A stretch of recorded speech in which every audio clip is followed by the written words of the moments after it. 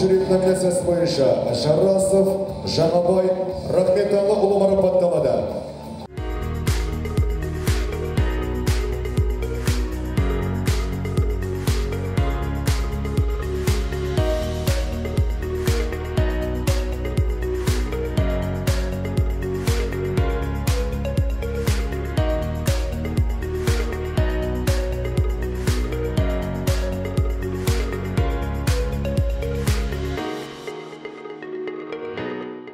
Бүгінгі өткен республика көлеміндегі қайырымдылық керуені республикалық байқауының батыл жүрек номинациясымен марапатталдық.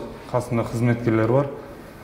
Біздің марапатталу себебіміз әрқайсысы өзінің қызмет барысында азаматтардың өмірі мен денсаулығына қауіп төнген кезінде өзінің күш жігерін аямастан, ойланбастан өмірін тігіп құтқарып қалған жайттар бар. Алдағы уақытта да қоғамдық қауіпсіздікті қамтамасыз ету бойынша Қазақстан Республикасына адал қызмет етемін.